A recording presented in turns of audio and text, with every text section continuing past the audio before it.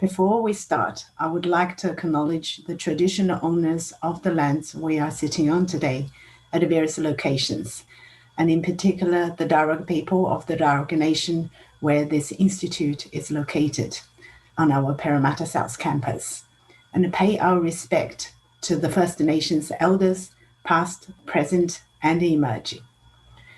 Welcome back to our Chinese Australian History Seminar Series. Before we start the session, I'd like to remind everyone that we have the recordings of all previous sessions posted on our website. And I'm pleased to report that there are many listeners who have accessed the recordings. And today we are having Lecture 5, the second last one of this series, and we will continue to Series 2 in 2021. In this lecture, Professor Michael Williams will cover the period from 1936 to 1972, a very interesting period both in and outside Australia. As before, we will have a Q&A session after the lecture, so please post your questions in Q&A function at the bottom of the screen, and I will collect them for Michael to answer when he finishes the lecture. Now, please welcome Professor Michael Williams. Hey, thank you, Jen, for that generous introduction, as usual. Very well said. And today, as Jen said, we'll be talking about a period full of wars and revolutions. I'll just set my screen up here. Wars and revolutions, so 1936 to 1972. But before I get into that period, I just want to mention something that I began with at the beginning of this series, that is to say the idea of mirroring. The first session of this series was called Mirroring Chinese-Australian History, in which I emphasise a comparison between the pre-1949 history with the post-1989 history. Now, because this period, 1936, 1972, is of course well before 1989, but I just want to kind of emphasise the idea that this is when the mirroring begins to reflect back a little bit. By mirroring, I mean that certain things are the same, certain things are different, as if looking in a mirror in reverse, particularly in terms of class, language, gender, identity, and even aspects of multiculturalism. So a lot of these things are much stronger in the post-1989 period. These dates, such as 1989 or 1949 or 1972, dates are arbitrary. They're just conveniences. They're not actual turning points. And things begin, of course, always before they become more obvious. So this is a period when these changes begin, very slowly, very intermittently, but inexorably, these are the changes that begin, and their origin can be seen very much in this period of great transition and change as we go through wars and revolutions.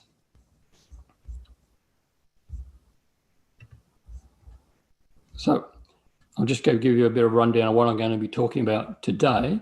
We begin with the anti-Japanese war, which of course begins more with aggressions in China before it begins to directly affect Australia, but Australia begins to fear this, and so this impacts upon Chinese in Australia, Chinese Australians, as well as the broader Australian community. The war in the Pacific has its major impact in a great many ways, particularly allowing large numbers of refugees to enter Australia, many of Chinese origin, and this has a profound impact on a Chinese Australian community that had been greatly affected by the White Australia policy. Then after the war, we have a period where people attempt to turn the clock back, as it were, to make things as if the war had never happened. And this again has an impact, and this is particularly undertaken by Arthur Corwell as he attempts to make refugees and others leave Australia. But the world's changed, and it's no longer possible to do that. And instead, the new government, the new Liberal government in the post-1949 period, instead kind of tries to adapt to these changes. And this at first is about bringing immigration, large-scale immigration, but it's very much a white immigration. This is Harold Holt, the immigration minister in the early Menzies government of the 1950s. And you can see the emphasis then on white and, if possible, cute migration and not migration from Asia. But nevertheless, the world has changed. And so the White Australia policy has to gradually develop a kind of a rearguard action in this period. And things change. Citizenship for people of Chinese origin for the first time. And more people coming to Australia to study, this time to study at universities. And this has an impact. And of course, we're used to the idea of student immigrants today, but it begins very much in the 1950s and 1960s. And finally, the period that we're ending with when Australia blatantly recognises the government of China that had been in power since 1949. And this, of course, also has profound impact upon the Chinese Australian community and sets the scene for much greater changes in the period thereafter. So, to begin, we're talking about the period of 1936 to about 1941, which is the period where Japanese aggression is greatly impacting upon China, but before it directly impacts upon Australia. And so this period, this mid-1930s, this is where we ended the previous lecture. And so I just want to say that in a sense, the mid-1930s is a high point in two regards. It's a high point of the White Australia policy, and it's the high point of the Republic of China. High point is of course, something that you can see in retrospect. History allows us to see this. So at the time, of course, people thought the White Australia policy was well entrenched and wasn't going anywhere. But in hindsight, we can see that that was probably the period point at which the number of non-white people within Australia or Australia's whiteness reached its statistical peak. And after this period, it gradually begins decline and increasingly change. And similarly, the Republic of China at this point seems to be at its most powerful before, of course, is impacted by a great many things from Japan, the Japanese Empire, and the Civil War and the rebellion from the Communist Party. I just want to mention something within Chinese history at this point, the so-called, this famous Xi'an incident, which people, students of Chinese history will know very well. It's the point at which the leader of China, the Republic of China at the time, Chiang Kai-shek, is forced to compromise and to make an alliance with the Communist Party in order to present a united front with Japan. Now, it's a famous incident, and I won't go into details about it if you don't already know about it, but I just want to emphasize that an Australian was strongly involved in that particular incident. This is William Donald, who was an advisor, a journalist and advisor of Chiang Kai-shek and his wife, Sung Mei-lin. And during this Xi'an incident, when Chiang Kai-shek's life seemed to be in danger, when he'd actually been kidnapped by some of his allies, his wife sent William Donald to negotiate, and he was heavily involved in this. And often this is just a footnote of history. It isn't always mentioned too much, particularly by Chinese historians. And I emphasize this not to try and emphasize the Australian involvement, but in fact the opposite, to say that it really didn't matter whether William Donald was an Australian or not. He was just a figure that was involved within the inner circle. And he could have been American, he could have been any other nationality, because Australia at this time has minimal or no impact upon China and very little relationships with China. And this continues for quite a while, even as Australia normally becomes an ally of China in the war against Japan. So these high points, the White Australia policy and the Republic of China, their declines are, if not triggered, at least hastened by the aggressions of the Japanese Empire. And it's worth remembering that, of course, China and Japan are at war long before the nominal beginning of World War II in August of 1939. And of course, there's much fighting going on before the Japanese invasion of Hong Kong in December of 1941, which has a great impact upon people in Australia. And of course, it's the same time as the attack on Pearl Harbor, which brings the United States into the war as well. So what does all this mean for Chinese Australian history? So one thing is that it's a period when Chinese Australians increasingly identify themselves as Chinese in a very strong race nationalist sense. And this, of course, is partly a reaction against the Japanese Empire, which is also carrying out a very strong race nationalism at this point. I mean, the Japanese ethos at this time is that the Japanese race is superior to other races, and this is meant to be a justification of some of their actions within Asia and elsewhere. And their hatred or attacks on Chinese are partly with an ideology that the Chinese are in themselves an inferior race, which of course is something the Chinese react against. And so people in Australia are wanting to help China at this time and are beginning to identify more in a much stronger way than they had done perhaps previously. It's also a period when non-Chinese Australians become much more aware both of the Japanese threat, but also they begin to become aware of China and the Chinese as not just market gardeners or a threat to white Australia. And so there's some sympathy for Chinese as people begins to grow. And this, of course, is going to have a profound impact upon the psychology that is the basis of the White Australia policy. You can't continue to have this kind of race-based ideology if you have a sympathy for people and begin to realise that people suffer in an equal way under these kinds of circumstances. So this is a generalised change that can be identified in this period. As you can see, these atrocities take place, cause much fear and sympathy, and some of this sympathy leads to defiance of the government. So the government at this time, a very conservative government, is trying an appeasement line. It's trying to keep a low profile. It's trying to hope that the Japanese Empire won't notice Australia exists if it doesn't do anything to antagonise them. But people, particularly unionists, people of working class, realise that there's more to fear, and they begin to sympathise, particularly with a series of incidents to do with ships. So the Silksworth, for example, in October 1937, is an incident where Chinese seamen, and most of these ships were crewed by Chinese people. Chinese seamen had to left the ship in fear of their lives. They didn't want to return on that boat because they thought that they would be in danger, and they were looked after and sympathised with by trade unionists, particularly in Newcastle. Similarly with the Darfram, this was a ship that the wharf labourers in Wollongong refused to load because it was being loaded with pig iron. And this is when Robert Menzies gets his nickname of Pig Iron Bob. He was not the Prime Minister at this time, of course, but the Attorney General, and he led the resistance to the wharf labourers and the effort to try and enforce the government's policy at this time, and found himself caused a great deal of unpopularity at this time. But at the same time, the Chinese community, of course, supported the workers. They donated to the striking workers, the wharf labourers and so forth, and the trade unions began to form, or the Trades and Labour Councils began to form organisations such as the Hands Off China campaign, so designed to both pressure the government into changing its policy and to resist the Japanese Empire. And at the same time, the Chinese community in Australia began a series of fundraising events, and of course this was then a chance for the reappearance of Chinese opera in Australia. As it looked at previous episodes in this series, I talked about Chinese opera being quite common in Australia in the late 19th up until the early 20th century, when it died out. Now it revives again in this period as a kind of fundraising exercise, and quite a number of operas and other entertainments are put on in order to raise funds to donate back to China.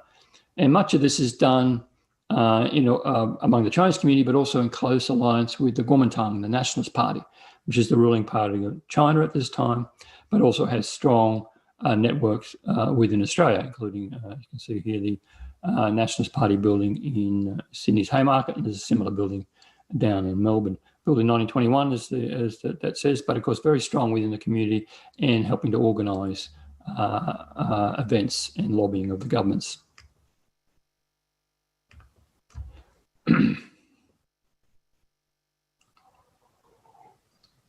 So this confused political and social situation, of course, begins to change in 1941 when the Japanese aggression takes on a new phase as they attack Pearl Harbor and invade Hong Kong and then sweep down through Southeast Asia and appear to be even heading towards Australia itself. Now, this causes a number of things to happen, one of which is a flood of refugees come into Australia. So the islands of the Pacific are being invaded by the Japanese, which means people have to be evacuated. And this includes the Chinese populations of these islands, who are, of course, under direct threat if they were to be come under Japanese occupation. So the Australian government does agree, fairly reluctantly, but nevertheless does agree to take the people as refugees. And it definitely sees this as a breach of the White Australia policy. And so it continues to resist, it continues to emphasise that these people coming into Australia are very much temporary and they will have to go back once the war is over. Now, this resistance, or rather this defence of the White Australia policy, even goes so far as to greatly affect Australia's relationships with China. And this is illustrated, interestingly, in this particular film. This is part of a series of films that was made by the Americans as a propaganda effort to explain to people why the war was taking place. This is called the Battle of China. And at the end of the version that appears, that you can see on YouTube, there's a little addition to the end of this film put on by the Australians. And basically, it rather plaintively says, we asked of no nation other than to be left alone to live our own lives in our own way. And this is very much a part of the mentality of Australia at the time, to be left alone. That the great fear of the Japanese is that we might have to change things such as the White Australia policy. And this means that they refuse to sign a treaty. Australian government refuses to sign a treaty with China. The American government signs a treaty with China and as a result begins to dismantle some of its anti-Chinese immigration legislation. Australia refuses to, or stalls on signing a treaty anyway, very much on the grounds that if they had signed a treaty with China, then China would be within its rights to demand that the White Australia policy be modified. And they weren't willing to do that. The other aspect of this war situation, insofar as the Chinese-Australian community is concerned, is that numbers of people, not just refugees from the islands, but also people begin to come into Australia from Shanghai and Hong Kong who were Australians. As I say, Australian-born, who had the right to enter Australia, and they'd previously been living in places such as Hong Kong and Shanghai, and now, of course, were under threat or wanted to escape the Japanese occupation, and they also come back to Australia to enlarge this Chinese-Australian community. So, as a result, some 15,000 people arrived in Australia as refugees. Not all Chinese by any means, but certainly a large proportion of them are. Shopkeepers from the islands, Chinese seamen, and others. And so this, because a large proportion of them are seamen, they organised themselves into the Chinese Seamen's Union in January of 1942. This is one of their organisational committee in the, if you recognise this, this is in the lobby of the Trades and Labour Council in the Haymarket in Sydney. And so these Seamen's Union, of course, helped to protect these workers, protect them as they are sent around Australia to do various kinds of work, to work for the war efforts. They're organised in the labour corps. Some of them work on Warragamba Dam. Some of them are sent ultimately to work to help the Americans to build, prepare for the invasion of the Philippines, or re-invasion of the Philippines, based on Brisbane, where the American command was based. So all this has an impact by spreading Chinese people right around Australia and making them work and deal with Australia on various forms of equality and unionism and so forth. Another side issue to this is that Darwin, the Darwin Chinatown, is destroyed. So Darwin had a very strong Chinese population. It was, of course, bombed by the Japanese during the war and had to be evacuated. And of course, this damaged the town. But as we now know, and well documented, what also happened was that the Australian troops rioted at one point and burnt down or destroyed much of the Darwin Chinatown. And this was seen as a bit of complicity there, in the sense that not just destruction of property that was never accounted for, but was basically the idea that, oh, well, Darwin would be better off if we didn't have this kind of Chinatown. Of course, it didn't work out that way. Chinese people returned, of course, to their homes and rebuilt some of the Chinatown, but it was never the same as it was before the war. Now, another thing that happened was that many organisations began to be formed to help to work for the war effort, China-Australia associations, this time not limited only to Chinese Australians, but also to the members of the wider community.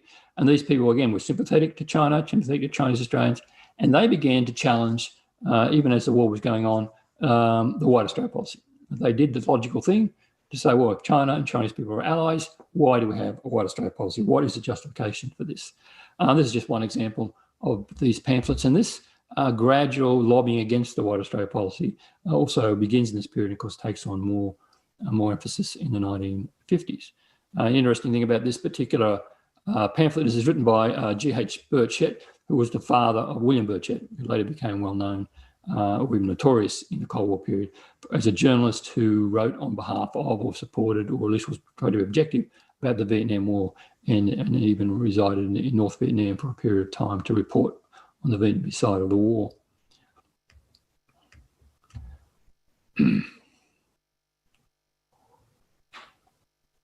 Now, with the end of the war, in 1945 to about 1949, Australia, and again, the Australian government did what many countries, or colonial countries did, such as the French and the Dutch, and they attempted to turn back the clock. They attempted to say, all right, the Japanese invasion the Japanese Empire was just a temporary blip on our colonial life, and we're going to make everything back again as it was.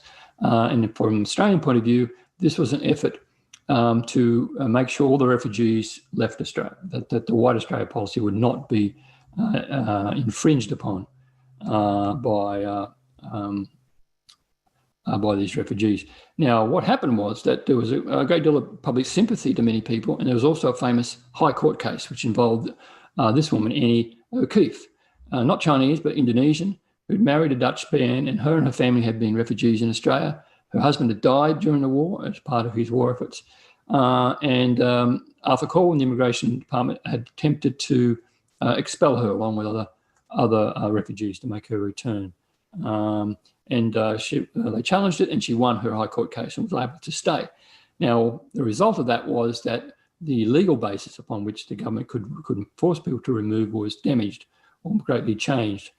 And so Arthur Cole tried to bring in a new act, the Wartime Refugees Removal Act, in order to give him the power again to remove people.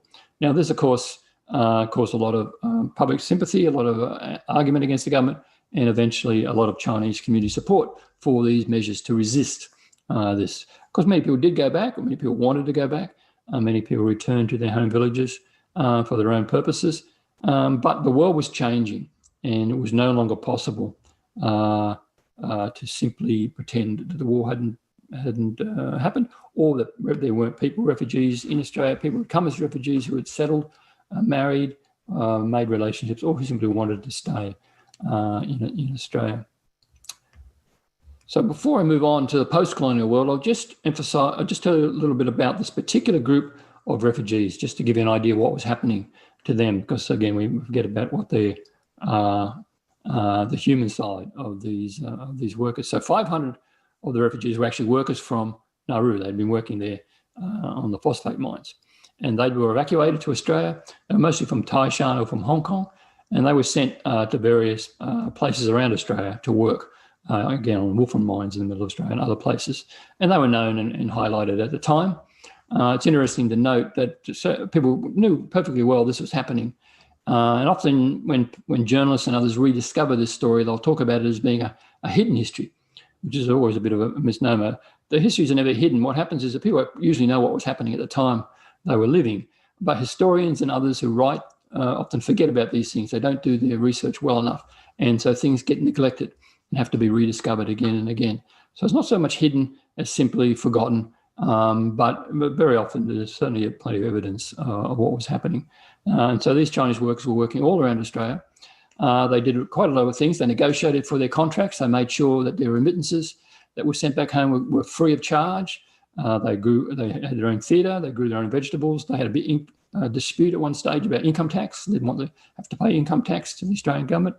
In the end, they were moved to Queensland, where they worked for the United States Army.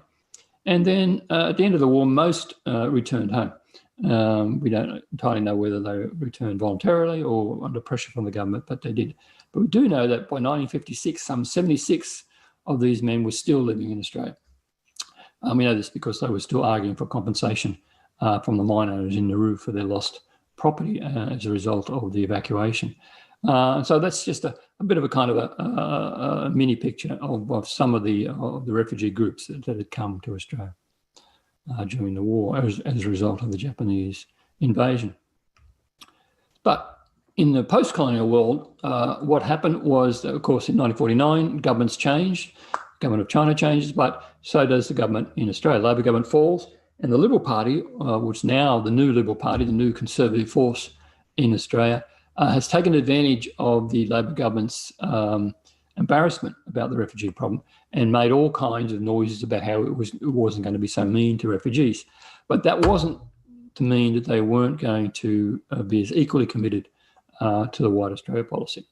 And so they get into power in 1949, and they don't enforce the Refugee Removals Act, and they do allow more people to stay. But it's really just a matter of trying to kind of calm down the waters so they can continue the White Australia policy unhindered. But because of the changing world, the post-colonial world, this effort to try and maintain the White Australia policy gradually turns into a bit of a rearguard action. Very reluctantly try to maintain the White Australia policy. What happens is that the legal mechanism for this that has lasted for so long, the certificate of exemption system, pretty well breaks down. The certificate of exemptions legally don't seem to have any force whatsoever.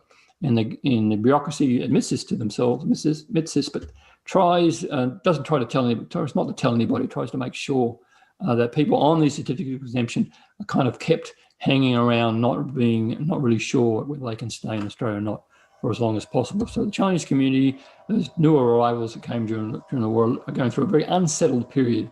But at the same time, they are being able to kind of work more openly in the community, get jobs wherever they want. I mean, there's a big high labour demand, and so it's much easier for people to work, and they're no longer so restricted to just working for Chinese-related businesses as they had been in the previous period. And the other change is that more and more people are coming into Australia that are not just Cantonese speakers from southern China, more Mandarin speakers, more refugees from the nationalist government, so people who are related to the Kuomintang, and just a wider spread of people speaking other dialects as well as Mandarin. Now, the other thing that's happening, of course, is that you've got increased nationalism in the so-called Third World. The Bandung Conference here in the mid-1950s, with China attempting to lead the Third World, puts a lot of fear into Australia. Australia, during the Cold War, very allied with the United States, can't distinguish between nationalism and communism, and sees a threat from any kind of government that wants to try and be more independent and not necessarily follow a world led by a so-called leader of the free world at this time, the United States. So this leads to a lot of difficulties in the relationships that Australia has with its now newly independent nations around Southeast Asia. So it's in this post-colonial period that the government kind of gradually becomes aware that it's actually the Australian government or Australian people gradually become more aware that they're now living within an Asian sphere of the world.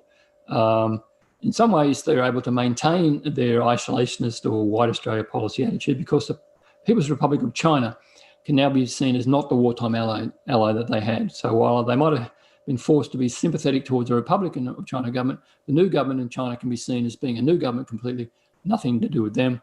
And so they don't feel any shame about maintaining a white Australia policy in this area. In fact, anti-communism tends to reinforce what can be seen to be a decaying anti-Chinese racism. Sympathy with China, sympathy with refugees, sympathy with hostility or reaction against the kind of extreme racism that the Japanese Empire and the Nazis also represented, all means that racism itself is becoming a dying or at least a lessening force.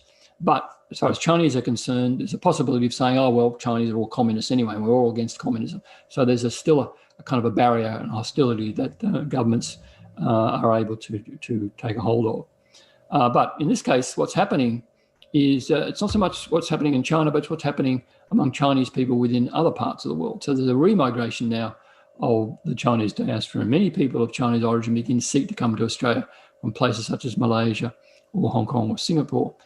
Some 30,000 people of Chinese origin come to Australia in the 50s and 60s.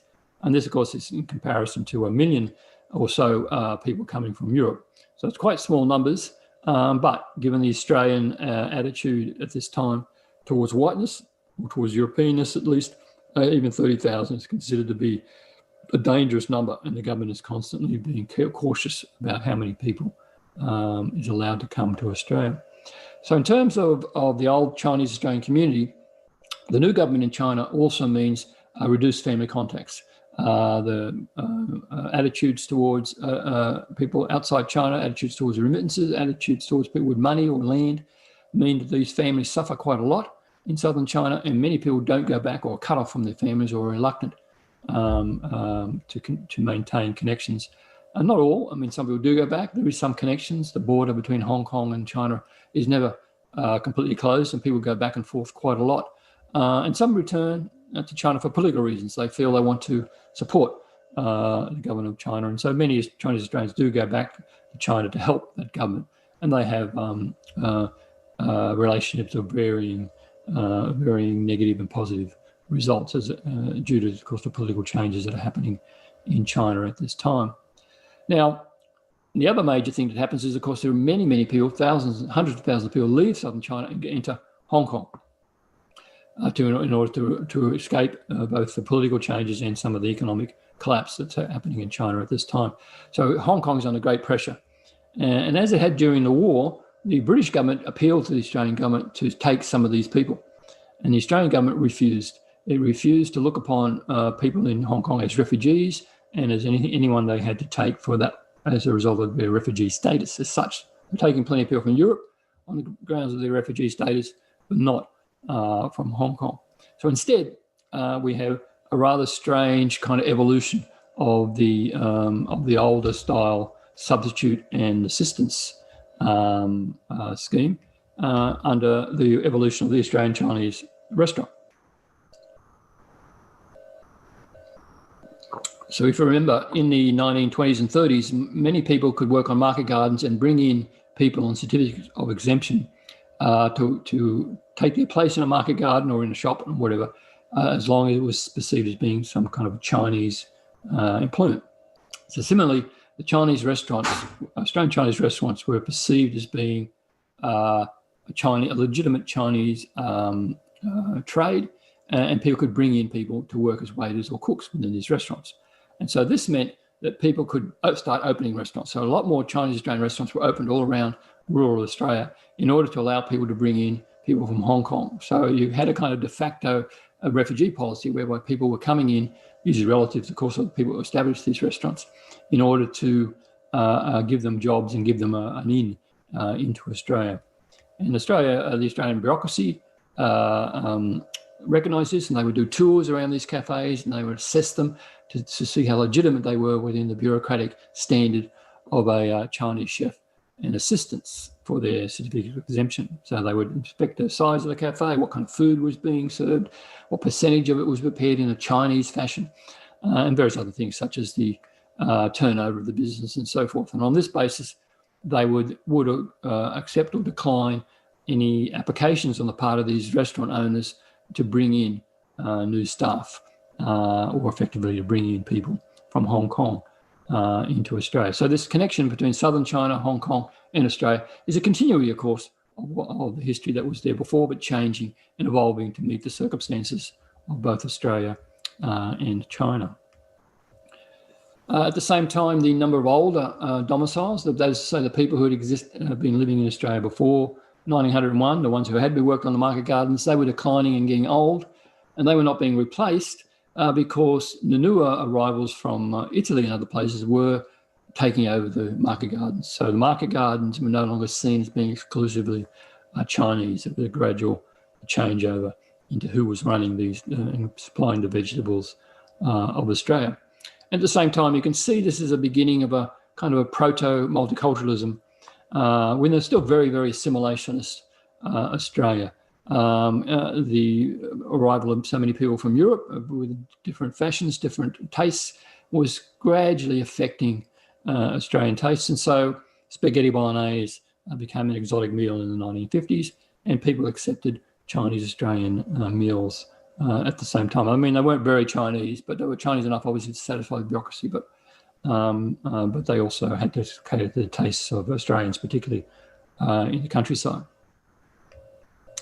So all this meant a gradual, slow death of the White Australia policy. You can see this period, 50s and into the 60s, as a kind of like the period of the White Australia policy survivors. So it survived within this assimilationist group. And so many things are beginning to change. One significant thing is that for the first time since late 19th century, people of Chinese origin, people of Chinese birth could become naturalised. And I'll talk a little bit more about that later on. But at the same time, China has been perceived as Red China, and organisations such as the Chinese Youth League are being seen as being Communist Front organisations, are being spied upon. ASIO, which at the time used a telegraph designation that was very James Bondian, I thought, Scorpion, pretty much regarded all Chinese as potential communists. And this made it very difficult for people to become naturalised.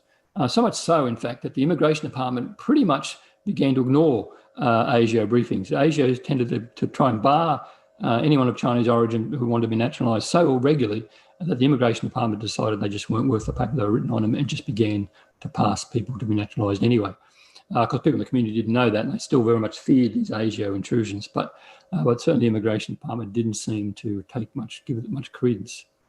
Now, another just an interesting example of the kind of atmosphere of this Cold War atmosphere is opera again appears in the history. This time, not a community-based opera, but an opera actually sent by the government of China, a northern opera, a Beijing opera rather than a Cantonese opera.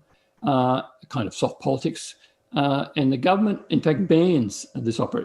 It's due to come to Australia at the same time as the Melbourne Olympics, 1956. And so the Menzies government bans it, or rather tells it at least that it can't come to Australia until after the Olympics. And the Menzies government gets quite a lot of flack for this and is accused of being Philistines and not appreciating culture and so forth and so forth.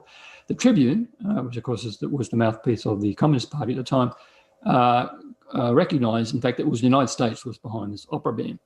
The mainstream newspapers at the time didn't mention that, but when you look at the files that are now released, you can see that quite clearly it was the United States. The United States was very adamant that this opera should not come to Australia, that this would be too much of a propaganda coup as far as they were concerned, and they actually threatened that their servicemen would go on a rampage around Melbourne at the time of the Olympics if the opera turned up there.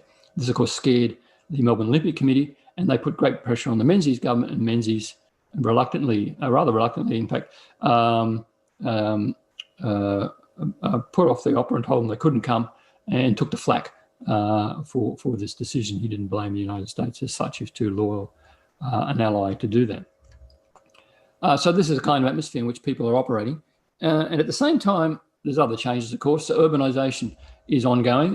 The rural communities of Chinese Australians were gradually deciding to move into the cities. So many of the old stores that they'd run for many years, since the late 19th century, family stores in various towns, they gradually sold them up, or a new generation decided not to continue on, and they moved into the cities and went from running market gardens to running fruit shops and vegetable shops, among other things. And of course, those that were Australian-born were becoming a little more assimilated as much as they could within a still very racist white Australia. But if they were relating to China, they were relating more and more now to their relatives in Hong Kong, less and less directly to the villagers in China. Now, the other thing that I mentioned was the students beginning to come to Australia. Now, the Australian government, as part of its kind of anti-communist policy within Southeast Asia, joined the Colombo Plan. And the Colombo Plan was designed to help and support governments to make them wealthier, and so therefore more resistant to any kind of communist takeover, was the theory. And part of this was the Colombo Plan, which was designed to allow students to come to Australia from various countries around Southeast Asia to work, to study, and then when they'd finished studying, they were required to return. Now, this, of course, was a breach of the White Australia policy as far as some people were concerned. And the government was very keen to show these students as very clean-cut, no threat at all, very nice young people, very intelligent. And this had its propaganda impact. It did show people that, of course, people of Asian origin, people of Chinese origin, could be clean-cut and educated and so forth. And this was, of course, going against these previous stereotypes of market gardeners and people who were living in huts in gold mines and so forth. But this is a bit of a con job on the part of the government as well, because the reality was that for every one or two Colombo Plan students, there was 8 or 9 students coming who were self-funded. Now, these self-funded students coming from Malaysia and Hong Kong and other places were not required to return home at all. They could come to Australia, they could study at university, and if they could get a job afterwards, they could stay. Very similar to many of the students today.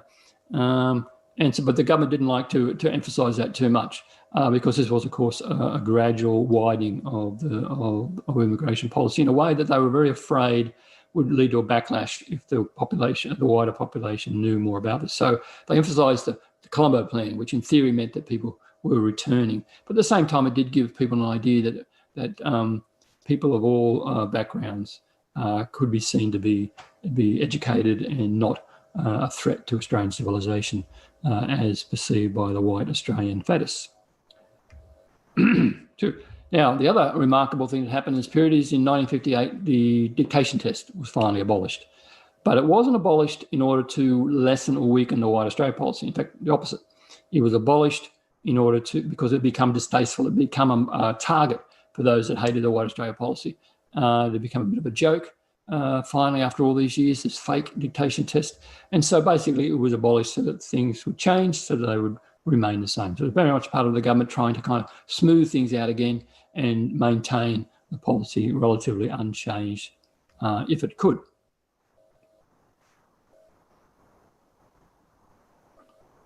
But what it also did was begin to adopt what they officially called a liberal attitude. They thought they were being very liberal anyway. And this was a slow erosion of the system, which included citizenship. So again, for the first time, people of Chinese origin or Asian origin could become citizens. They had to have lived in Australia for 15 years, 5 for Europeans at first, a little later changed to the same 5 years in the 60s.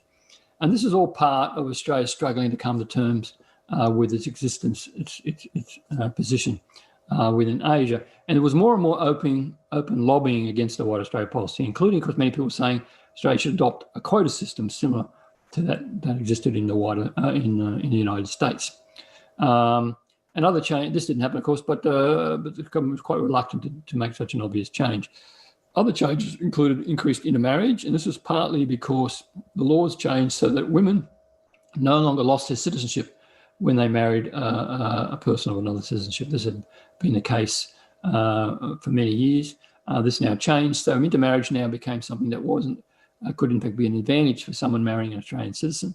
As I said, I mentioned the students. This is a shift from people of Asian origin, non-white origin, being more middle class. And by and large, this period of the 50s and 60s is one I'd have to say that we don't know a lot about in great detail, because the historians of Chinese Australia have tended to focus on the pre-49 period, going back to the 19th century, early 20th century, done their archival research and so forth, but they haven't done a lot of research, nowhere near enough, of the 50s and 60s, a very important period, still a living memory.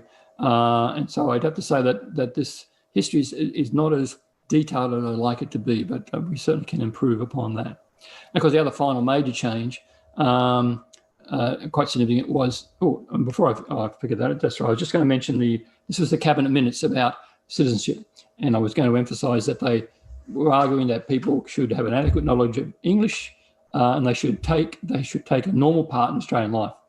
And the Immigration Department at that time they weren't really told what that meant, what was normal Australian life. And so when they began to investigate Chinese people applying for naturalisation, they literally asked, did they drink beer and did they go to barbecues with their Australian, so their white neighbours? So the idea of what constitutes Australianness was, as bureaucrats often managed to do, relatively superficial. And this literally became part of the criteria by which people were granted naturalisation. Nevertheless, a significant change, and one that gave people a much more stake within the Australian community. And the other major change was the Labor Party officially changed its policy. So it always had an official plank on supporting the White Australia policy. And finally, in 1965, with Gough Whitlam as deputy leader and Arthur Calwell resisting, but finally agreeing, they decided to abolish the White Australia policy from their plank and to have a much more equal immigration program. Of course, this meant nothing in 1965 with the Labor Party still in opposition, but they were a potential government, and they showed that they were prepared to do much more than the Liberal Party was with its piecemeal changes. So I've said so that there's a bit of a gap in the history. So we need to understand that this is, of course, a history of people, families. This is what I'm giving here is a bit of an overview, and we shouldn't be forgetting the kind of human basis of all this. These are people and families. Some 26,000 people are coming into Australia of Chinese origin, of Chinese heritage in this period in the 60s. Half of them are students, so relatively young, who will marry and whose children will be born in Australia. And what we've got, of course, as representative of the Chinese community of this time, the Dixon Street cafes, which were quite popular, a bit more down market than they were, often run by people coming from Hong Kong. In fact, it was kind of well known that the latest fashions in food from Hong Kong would arrive in these Australian restaurants when they got a new cook, a new chef came in. We had people like, say, King Fong, whose family came from via Fiji and decided to stay in Australia, even though originally they were on their way back to China. King Fong grew up right as a young man, but grew up in Chinatown, Dixon Street, ran a store, took over his father's store, and became quite well known. You can see how things changed. If you look on the left there, the DDT that he's selling in this store, obviously reminiscent of a time when market gardening was important and when people actually sprayed this stuff on the crops. We had people like, say, Arthur Chang, who was involved with the Chinese Youth League, was spied upon by Asia, and eventually was awarded Australian honours. People like Irene Moss, Nee Kwok, who grew up in Chinatown and tells stories of chasing pigeons to sell to the restaurants in the Chinatown restaurants and this kind of thing. So these are all, and there's hundreds and hundreds of people like this whose stories, some are well known and some could be told with further research there in this very changing, transforming period of Chinese Australian history. The other thing, as I've said, is that the rural base and rural communities are declining as men aged and weren't replaced, or either returned to China or moved into the cities. So, for example, the Chinese Masonic societies disappear. There were Masonic societies scattered around most parts of Australia, and these gradually disappear, have no more members. There's a plundering of temples. For example, there's no one left to look after them. The temple at Tingha collapses with no one left to look after it. It eventually finds its way under a shed somewhere where someone finds them, and later on they're all transferred to a museum in Uralla. In Tasmania, there's many temples there, part of the tin mining communities. They decline, but fortunately there's a small community in Launceston, Chinese community, and they salvage those temple remains and put them in a museum in Launceston where they are preserved till today. So there's various things happening with the heritage over this period. For example, in 1961, the Ballarat Joss House is destroyed, having survived for so many years since the gold rush period. It's not destroyed with any intention to wipe out Chinese heritage. It's destroyed along with so much of the heritage at that time because people just thought of these things as old buildings that needed to be cleared away. And so a lot of this is lost. Of all the hundreds of temples that there were around Australia, there's only a handful left today. So finally we come to the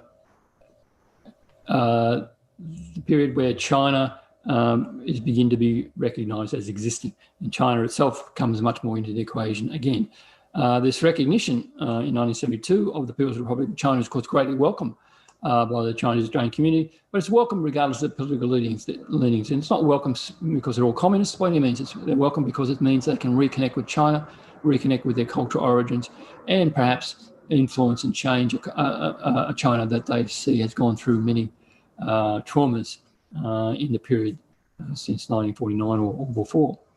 Now, Australia's policy, of course, in not recognising the Chinese government at this time was very much mixed with its role in Vietnam and its alliance with the United States. But that period of time when nominally Chinese troops and Australian troops were fighting on opposite sides, although they were declaring war against each other, was nevertheless a time when the Australian government, in fact, sold quite a lot, did a lot of trade with China. It sold some millions of dollars of a year of wheat, which dropped dramatically to zero in 1970. And it did this because the Chinese government decided it was going to buy its wheat from Canada, which did recognise the government. And the Australian government, even after that, a bit of a wake-up call, and even with the United States gradually easing some restrictions, was at that point incapable of responding to these changes. Instead, it was left to the opposition, now led by Gough Whitlam, who, while still in opposition, sent a telegram to Zhou Enlai asking to discuss the terms on which your country is interested in having diplomatic and trade relations with Australia. And so as a result of that, a rather dramatic trip took place. Gough Whitlam visiting China and even meeting with Zhou Enlai, of course, and also meeting with Mao. And then it meant that he was then in a position when they finally got in the government at the end of 1972 to immediately recognise the Chinese government. Now that brings us to nearly to the end of our period, and I just, as usual, I'll give you some suggested readings, but I just want you to note the last 3 readings in this list here are all personal memoirs. Stanley Hunt, Francis Lee, and Andrew Guong are all people who grew up in Australia but had memories of China and of their connections with China and of their life in Australia. And so this is the beginnings. I can see they're all being published fairly recently. This is the beginnings of a wider knowledge of the Chinese Australian community in this period that I've been talking about. And hopefully there'll be more of these coming out. There's certainly going to be a book out at Sydney University Press next year, an oral history of a dozen or so people, which will cover this period and give you a very good insight into the thinking and the relationships that this period entailed. So just as a recap, so what does this period tell us? So it's only a short period, 1936, 1972, so a mere 36 years, so it's just a single generation, but it's one that it contained a generation of wars and revolutions, some hot, some cold, some even cultural. And as a result, there was much change. Some of it rapid, some of it gradual, some of it rapid again. And rapid, of course, as the Chinese Empire rose and fell, and rapid again as the Chinese government established itself and caused revolutionary changes within China itself. And slow, such as the Australia itself, as it gradually, agonizingly almost shed its white Australia policy. So all of these kinds of changes involve delay, attempts to turn the clock back, denial, subterfuge, and some hypocrisy. A great deal of hypocrisy going on as the government tries to deny that it has a white Australia policy at all. There never was a white Australia policy. Didn't mean anything. The kinds of things the government is saying compared to the kind of life Chinese Australians are living and trying to survive on in this period, it's quite amazing. So hypocrisy is certainly not too strong a word. So much changes. As I've said before, class, gender, language, and identity. So white Australia policy survivors are joined by a new generation of Australian-born and also by many Chinese people not born in China itself. So they bring their own identity, their own sense of Chineseness, mediated through the fact that they may not ever visited China, may not have a Chinese language themselves. Many did, of course, but others didn't. It all varied. It's a period when Chinese who drink beer at least and attend barbecues are granted citizenship and some measure of assimilation. So there's some refugee arrivals, but they're usually disguised as cafe waiters or chefs. Chinese Australians themselves are increasingly recognised as Australians, begrudgingly, but more so than in the past. While Australia itself, of course, recognises China, and this, of course, has an impact which will have an even greater impact in the period we talk about at the next lecture. So this all sets the stage for further transformations in China itself as the Cultural Revolution runs its course, and in Australia as multiculturalism begins slowly, with the seeds, I think, very much embedded in this period to make that relatively revolutionary change in Australia happen the way it did. So in conclusion, I'll talk about the mirroring begins here. We're not talking more about what that mirroring entails in the next lecture. It's class, more middle class, language diversifies away from Cantonese dialects. Gender, of course, the equality between the numbers of men and women, very much so. Identity, again, this is always a fraught topic, but certainly people identify in various ways here, in wider ways than ever before, and a kind of multiculturalism, which allows people to relax and to enjoy their own culture more. Chineseness, as I said, the diaspora Chinese bring their own ways of thinking, assimilation versus multiculturalism, identity, and then there's this increasing sense of linking Chineseness or Chinese with the China government, which you see happened in the Cold War, where many people who were simply being Chinese were suspected of being communist on that basis. And we see that kind of simplistic thinking is a continuity in more modern times. Whitewashing. Now, I mentioned more about whitewashing in the previous lecture. And again, we've got to look at here, for many people, looking at what was happening in the 50s and 60s as the Chinese population gradually increases. For many people, this was a new thing. Again, they failed to see the continuity of this history going back into the early 20th century, into the 19th century, because the whitewashing of Australian history doesn't make them realise just how much of continuity this Chinese Australian history is. And we've always got to be aware of that and to be aware that, yes, things are changing, but they're not new. They're evolving and changing on a basis of a past that goes back to the beginnings of European Australia.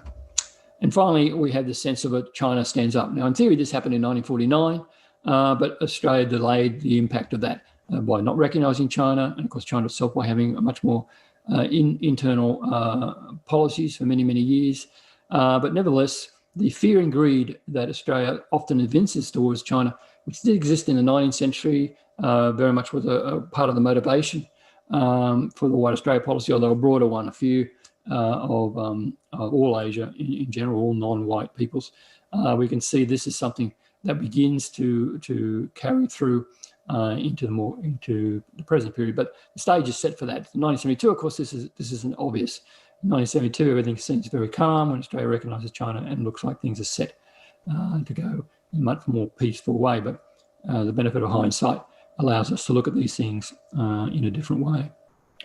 And so we've seen this period reflecting back on us, new elements, trade unionism, students, lobbying against the White Australia policy on a much broader front, recognition of China, and that brings us to the end of this, I think, rather interesting, if somewhat traumatic, period in Chinese Australian history.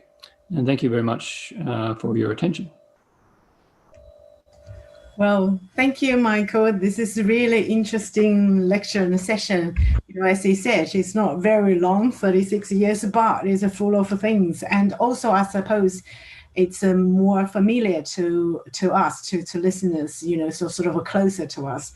So, you know, there's a lot more relevance. Before I go on to the viewers, listeners' questions, I have a question myself. So I do ask this question first while people can still thinking and writing your questions. I'm really interested and intrigued by your mirroring. So I think this mirroring is really fantastic. And now especially you emphasize at the beginning, you know, so the first lecture is actually called mirroring. And they're talking about mirroring in 1950s. They're all like Chinese were regarded as communists. And there was obviously fear. It's a kind of, because People's Republic of China was established, so China stood up or stand up. Do you see the mirror to today? Today, you know, like China is rising, and now ASIO has a lot of poking and Chinese Australian communities with that fear, like Chinese Australians are being seen as communist or pro-communist. Do you see there is a mirror there, or? Yeah, well, this is what I'm hinting at. I mean, I will be talking more about that in the next lecture, which will, of course, bring us up to the contemporary period. And with things changing so much, it's making it harder and harder to write that lecture. But I just wanted to, the reason why I was talking about it now is I wanted to emphasise that, yes, it's fairly obvious you've got this, what's going to happen in contemporary times is happened before. So I just wanted to emphasise that this mirroring it's 5 o'clock. Is a continuation, and that while we're looking for kind of reasons why this is happening today, we need to look in the past to see why this is happening, and it's embedded in not just attitudes towards China as politically, but to just attitudes towards China as a big nation. You know, there was fear about China going right back into the 19th century, right to the beginning and the foundation of the European Australian colonies. China was always in people's minds, both as a potential source of profit, so greed, but also as a potential danger in terms of, mostly that was seen in terms of numbers, of just simply having numbers of people coming down and swamping the white Australian population. But now I think it's seen more the similar kind of fear in terms of political power, military power, you know, as China becomes a superpower on a scale similar to the United States. And so we can see, you know, the mirroring image is meant to show that, yes, the things reflect back and look the same, but they're not the same. I mean, obviously, a mirror reflection is not a picture. It's an opposite is taking the metaphor too far, but it's different. It can be distorted, but nevertheless, it's a reflection of what happened in the past. Yeah, so I'm sure there is a connection. So connections are quite fascinating in that sense. The content, the different affairs probably, but yeah, so it's a sort of a fundamental, basic emotions or reactions. The first question from Rich, just a comment. During the Depression of the 1930s, some Chinese Australians went to China due to lack of work in Australia. Would they stay in China? And, but the anti-Japanese were forced them back to Australia. Well, that was a bit of a tragic period of time. I mean, many people did go back. They always went back for different reasons, but many, yes, did go back during the Depression because they lost jobs or because of the exchange rates. They could take what little capital they had and could live a bit more comfortably in China. They would go back to the villages. But with the Japanese invasion of Hong Kong, they got cut off.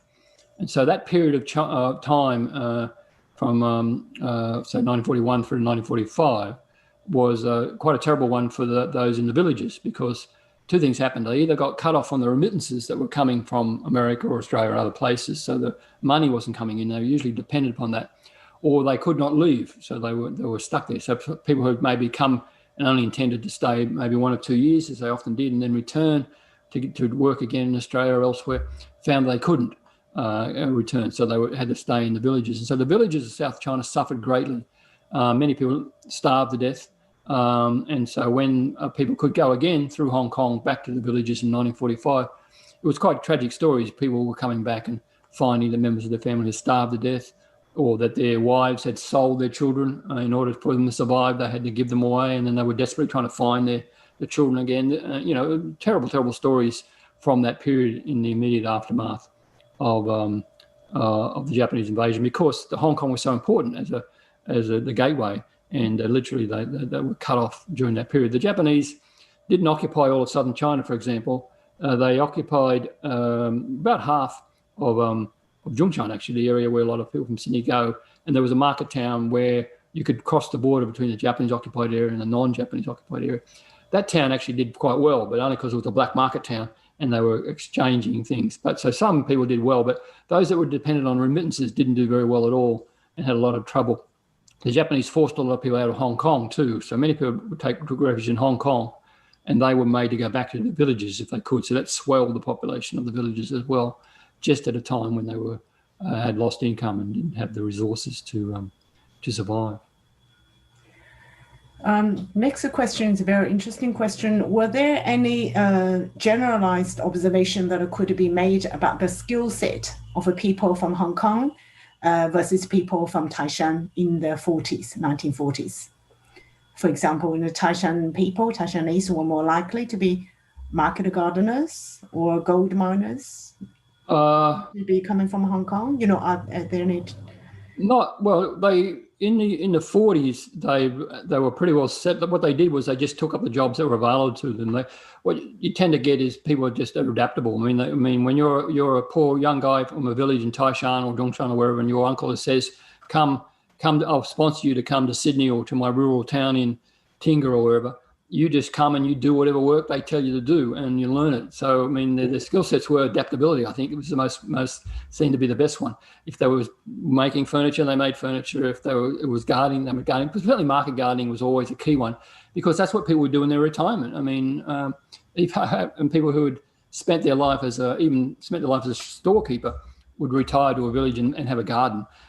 So market gardening or growing vegetables is just something that people of southern China love to do, and they did that in Zhongshan and Taishan.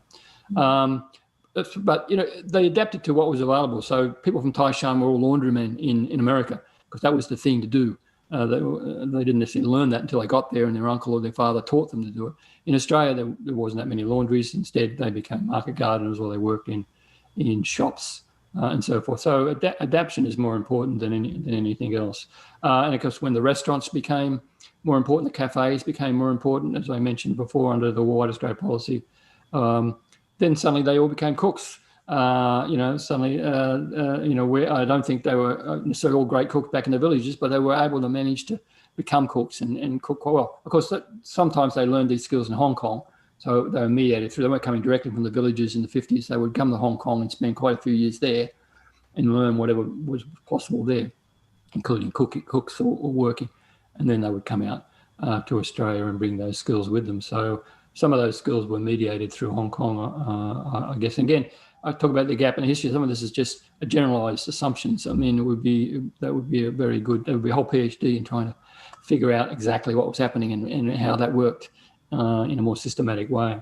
I think you were talking about adaptation is very interesting. So not necessarily the bring skills prior to they came, and not necessarily all restaurants were run by Hong Kong people, because I think people have general assumption that all restaurants or most restaurants were run by Hong Kong people. Not necessarily, depends. Well, in this period, it's more true than it was. Yes, it's not always, but in this period it was because they were coming through Hong Kong, and so they were Cantonese food, which is why Cantonese food is almost, for many Australians, Chinese food is simply Cantonese food. It's a later period that it begins to diversify more. And of course, there are always exceptions. The Hainanese were also famous for their restaurants, and they were the seamen. Many of the sailors, the seamen that come were from Hainan. And so that Hainanese cooking was also important. But that was a particular group that came for a particular section. But yes, because of the nature of Hong Kong. But of course, not everybody in Hong Kong were Cantonese either. There were refugees coming from other parts of China as well, and they would then remigrate to Australia. So yes, it's certainly not exclusively, but still, it was Cantonese food was quite dominant. And Justin has a question. One topic that deserves a closer study is the increasing diversity of Chinese Australian immigration. So Shandong community goes back to 1930s. The Malaysian, Indonesian, Chinese community also grew during Colombo Plan period, and including Hokkien, Hakka, and Hong Kong Chinese still kept apart from Taoshan, where we settled in Sydney in 60s. Yeah. So that's what I was talking about when I talk about the Chinese diaspora and so forth in the 50s and 60s. And that's where this identity thing comes in, because I mean, you've got people who identify themselves very much from their origins, whether it's from Malaysia or from their origin in Shandong or whatever.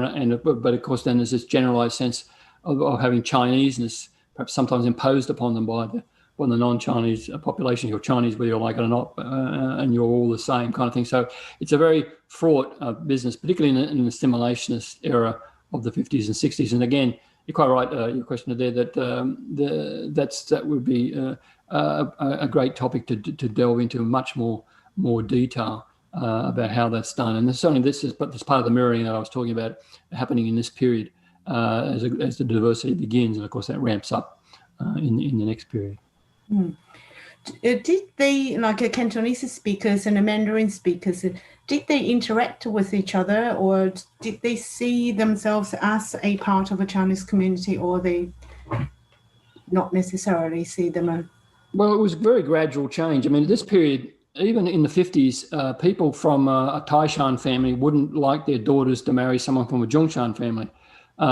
So you still had differences even within the nominally Cantonese southern China areas, particularly on a family basis, depending on where they come from and so forth. And so that gradually faded away.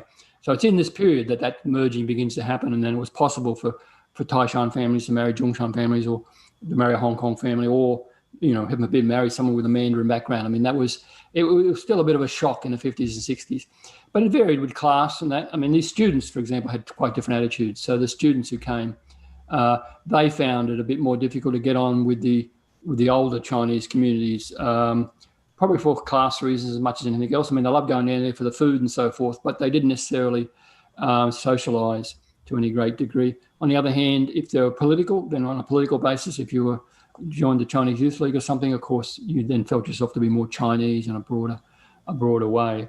But it's something that happened gradually, and it's something that's hard to be definitive about, because like the old antagonism between Catholics and Protestants in Australia, I mean, that was very common in the 50s and 60s. But you try and get anyone to talk about it now, and it's very, very difficult. The Australian community kind of tries to gloss over the whole Catholic-Protestant hostility, and yet it was so strong that people broke up friendships over it in the 50s and 60s. Anzac Day marches were broken up by this kind of thing, and yet, who mentions it now? Similar kind of thing, people kind of think, oh, yeah, we were never like that. But you look at some of the old histories, you can tease out it's quite big divisions, even between on a village-to-village basis or dialect basis within the Chinese communities. But I hesitate to be too definitive about that. Certainly, studies need to be done or can be done like any group that people identify on a range of levels, and it's usually for political reasons that people try to gloss over that and pretend like, oh yeah, we never had those divisions, because you want to present a united front, but it's up to the historian to try and dig behind that and work that out. And a lot more work needs to be done, but it's certainly a fascinating area. Since Jocelyn mentioned the Colombo plan, I have a question on that. So they were brought to Australia to study, so to have Australian Western education. Would you say that they also influence Australians' perceptions of Asian, because they all came from Asian countries? Yeah, well, certainly. I mean, and the government helped that, promoted that. I mean, they used it as a propaganda tool, and so they purposely did that. And of course, there was a lot of intermarriage. I mean, obviously, young students all going to university together. This is exactly when they're going to meet people and begin to marry. So the number of intermarriages, or even if they didn't marry, at least they had boyfriends and girlfriends. They were mixing more socially, more intimately than had ever happened before, and across classes. So, they weren't just working class people in some shanty town. These were university students, Sydney University and other places, mixing socially. And so this, of course, had a big impact on people. If you go to university with people from another country, it influences your perception. It means you're not going to be as narrow-minded or racist about that country as, say, your parents might have been, who never went to university and who never socialised with people of another country or another culture before. So it had its impact. It was gradualist and slow. I mean, the number of people going to university, percentage of people going to universities in the 60s was nothing like it is today. So you're talking about a smaller group, but you're talking about therefore a relatively elite group, which means they're influencing the people who have become lawyers, have become engineers, a range of people who have relatively significant jobs within society. And so that's has perhaps a multiplier effect there as well. But certainly the government saw that as a something to help alleviate their fears. They were always afraid of a backlash against the White Australia policy. So they used the Colombo plan to emphasise just how non-threatening these students were. And that, of course, had its impact on how people perceived Asians. They weren't just some what they considered to be an ignorant market gardener. Here was somebody who was an engineer who spoke perfect English and who dressed in a suit and tie. And what's the basis upon which you be prejudiced against such a person? So yes, it had its impact, but it's gradual, and it obviously doesn't affect everybody equally. Yeah, that makes a lot of sense of why students are studying. Yes, exactly. They are intellectuals, so they're different from minors. And so, yeah, that changes the perception. Yeah, very interesting. Another question from Jill. For Chinese families all over the world, language maintenance and parental involvement in education is important. What measures were in place to enable this, and what strategies did the families adopt? Well, yeah, it changed, varied a lot. In the earlier period, they would send their children back to the villages or to Hong Kong if they could. I mean, to be raised by grandparents to go to schools to maintain the languages. So a lot of people did that. So there was a lot of going back and forth with people who were Australian-born being brought up in the villages, or people coming from the villages when they were younger, and so forth. And so that was one strategy. A few people did try to establish Chinese language schools in Sydney and Melbourne, but these, by and large, weren't very successful. They didn't have the numbers, or people were just too busy to do that. But in the more assimilationist 50s, you found that Australian-born families who were cut off from China, tended to then shift into a more assimilationist mode, or either from force of circumstances or attitudes, and they didn't try or weren't able to maintain the language as much. So more families in that period tended to lose their language, depending on their connections and so forth. It became harder, and very often people grew up without the language, and if they wanted to get it, they had to go back to Hong Kong themselves or study it at later life. And so many people, there's more people growing up of Chinese heritage who regret the fact that the life usually they would regret the fact that they weren't able to maintain their language. So it varied with your generation. So like with a lot of people, that assimilationist period, particularly the 50s and 60s, wasn't a good one. But of course, then you had new people coming in, so the language did maintain itself in the sense that people were remigrating from Hong Kong and so forth, and they of course had various languages. And And of course, their English was very good too, because again, being mostly university students and so forth, they were required to develop the language to or they already had it from Hong Kong anyway, develop the language to a higher skill. So you had not just people who had kept the Chinese language, but they had were equally fluent in English, including reading and writing, as opposed to, say, an older generation who may have learned English enough for functional purposes, but never were really that comfortable using it. So that was another major change as the community evolved. Next question. Oh, it is really just a thank you, Young. It was a very interesting lecture. The next question is, do you know if the immigration Chinese would try to assimilate more by adopting a local religion, such as Anglican or Catholic religion, just to be seen as a local? I don't think so. I think, many of the Chinese people in Australia became Christians, but I don't think it was just to be seen to be local. I mean, right from a very early period, people converted to Christianity of various sects. And I think it was because they considered Christianity to be more modern and to be the religion of the times, that they regarded Chinese religions to be a bit superstitious. And so it was just part of their modernity, as people did in Hong Kong and other places as well. So I don't think, I can't speak for everybody, but I don't get the impression that many are doing it simply for that reason. It was just natural part of the environment. I mean, typical families, maybe the father just didn't care that much about religion, and he might have kept up. Even if people became Christian, that wasn't to say that they abandoned their ancestor worship things either. I mean, the style of things would stay the same. Some people, of course, became more fanatically Christian, I suppose, and wanted to give up everything. But more than likely, Chinese Christianity is Chinese Christianity, and it tends to maintain elements of Chinese culture as well, which maybe are not strictly dogmatic as far as the Pope might be concerned. But by and large, they adapt to their ways. But I think mostly it was just considered to be part of being modern and part of being part of the society, like learning English or something. Yes, it has a functional value or has a value, but I don't think people are doing it that consciously in any particular way. And they tended to just take up the religions that were around them, whether it was Anglican or Catholic or whatever, tended to be fairly evenly spread around.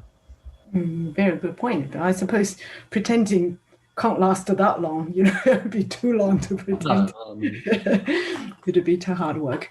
Jasmine has a question. Did the Chinese students stay, or did they usually go back? Was there a favorable immigration policy for them to stay back then? Yes, yeah. Again, similar percentages. 60% or more stay because in those days, someone with a university education will get a job straight away. Again, university education more elite in the 60s, so anybody who came and got a university education means that they could get a job, and if they wanted to, then they would stay. And so the self-funded people didn't have to go back. So of course, some people went back, but the figures, tend to be about 60%, which isn't much different from what it is today. Among the self-funded, the Colombo Plan ones specifically were required to go back. Some of them went back and then they could return, but mostly people who were self-funded did tend to stay, or they would go back to Hong Kong or wherever for a while, and then maybe they come back again. Again, once you've got an Australian university degree and sufficient English, you've always got that option to come back. And so the Australian policy was fairly open, but that's relatively speaking. That's within a framework which is very small numbers. Not at all the kind of mass immigration that we're used to now. Very small numbers from Asia compared to what was happening from Europe anyway. But given the small base, it made significant differences, significant growth to the community in that period. My last question, small question. You mentioned that during the Japanese war against China invasion, and then in Australia, actually lots of because of the sympathy for Chinese, and hatred of Japanese soldiers and trauma or cruelty. In those days, did you encounter any literature that they're mixing up Chinese with Japanese? Like these days, Chinese or Asians, they mix up as well. Oh yeah, well the Australian soldiers and the Australian public did that all the time. Yeah, there's quite a few silly stories. In fact, I can tell you a story from my own personal family. My uncle or great uncle, who was a soldier in New Guinea, was always very proud that he'd saved this guy's life. He was a sergeant, and artillery sergeant. So he had some men under him, and they were about to shoot some poor guy. And he said, stop, well, I don't think that guy's Japanese. And so they stopped and found out later on he was Chinese. So he was very proud that he saved this guy's life. So, and those kinds of stories, unfortunately, could be repeated in many places, both in the war front, but also in Australia. There's a famous letter of the Chinese consul who was living in Rose Bay, and he's feeding the pigeons down at Rose Bay. And someone wrote to say, there's a Japanese guy down there sending courier pigeons off to the Japanese fleet. That was the kind of paranoia that was gone during wartime. People were afraid yes, they by and large would just assume everybody was Japanese because they were so fearful, unfortunately. And I dare say some Chinese people got themselves in trouble in New Guinea and other places. If they didn't meet my uncle. I think Jasmine has a follow-up question. What disciplines did Chinese students usually study at Australian universities? Did they mostly learn business, science, and engineering as they do now? Is there any mirror there? Well, it wasn't business. Business studies weren't big then. Business studies became big later on. But there was engineering, science, nursing, functional, vocational things by and large. Yes, it wasn't the arts generally. Engineering was big. And if you had an engineering degree, then you can get a job straight away. So yes, it was the kind of jobs that or vocational, practical kind in the sciences and in the engineering in particular, but not business. No, business wasn't run at university those days. They were laughed at you, but unfortunately, that became no business becomes. The things changed, and so business is seen as a major university study nowadays. So yes, but that's something relatively new. It's many years now, of course. Well, that's just about to see this. One more question, Florence. The Australian government seemed to handle multiculturalism on a siloed basis from different countries. Was there any effort made to encourage mixing among the migrants from different countries? In this period, there was among the European populations. They were all put in migrant camps and mixed together and this kind of thing. But and they were all put in English classes together. But with the Asian migration, since it wasn't so organised, by and large, no. The universities were a mixing element, I think, kind of de facto. But by and large, the government itself didn't do a lot. It was just left up to the people themselves how they operated. And because there were small numbers, people tended to mix a little bit, but nothing so formal as it became. With multiculturalism, when it came in, particularly as it ramped up under the Hawke-Keating government, was very much a social engineering project with a great deal of government policy and a government funding behind it. That wasn't the kind of thing that happened in the 50s and 60s. The best they did then was have a migrant camp and 2 hours of English lessons a week, that kind of thing. They thought that was a big deal. Anything else was left up to church groups and local groups to invite someone around for a barbecue, make sure they drink some beer and go to a barbecue, and then they'll become naturalised. that kind of thing. So it was pretty basic stuff compared to what we think of as multiculturalism today. That's really interesting. I think, Michael always gives us a very interesting lectures, and, Q&A is always very interesting as well. And, you feel like, he knows so much. You can never exhaust what he knows. So it's really wonderful. And so please join me in thanking Professor Michael Williams for this wonderful session. And thank you, audience. And we're going to have the last session in early December of this series. So we will send out the notice. Okay, thank you. Thank you very much. Thank you, Michael. Thanks, everyone. Okay. Bye-bye. Bye.